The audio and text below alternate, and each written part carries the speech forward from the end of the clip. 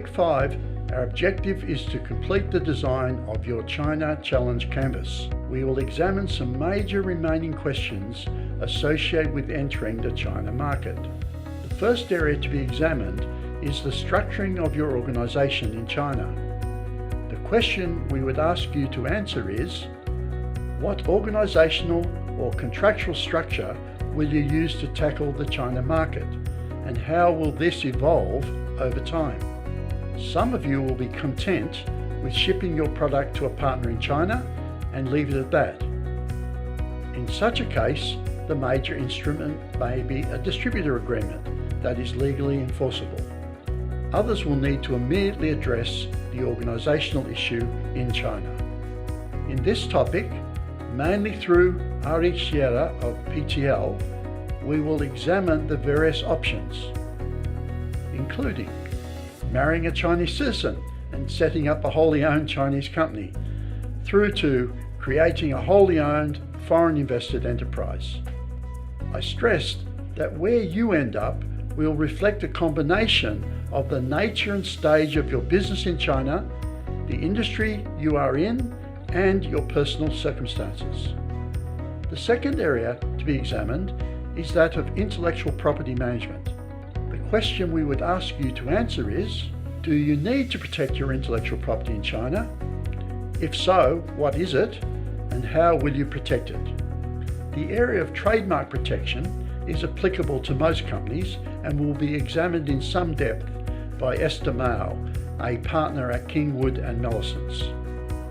Other aspects, such as the use of secret source and patentable IP, will also be addressed.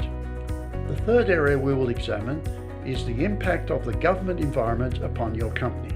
To some extent, this was dealt with when we canvassed customs procedures in week 4. The question we ask you to address is, what are the areas of Chinese government that you will need to engage with in your business, both as a matter of law and as an opportunity?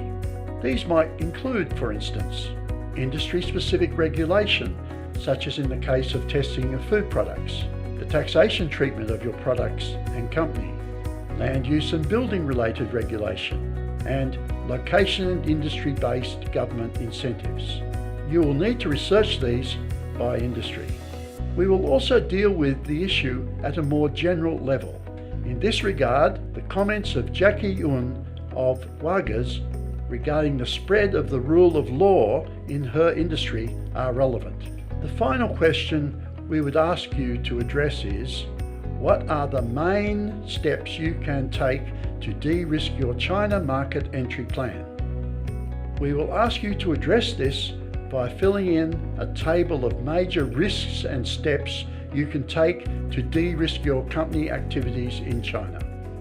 This will include from whether the market exists through to reducing any regulatory risk.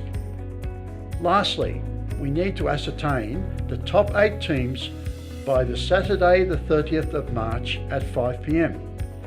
We therefore ask that you lodge Module 5 assignment and any outstanding assignments by 12 p.m. Thursday 28 March.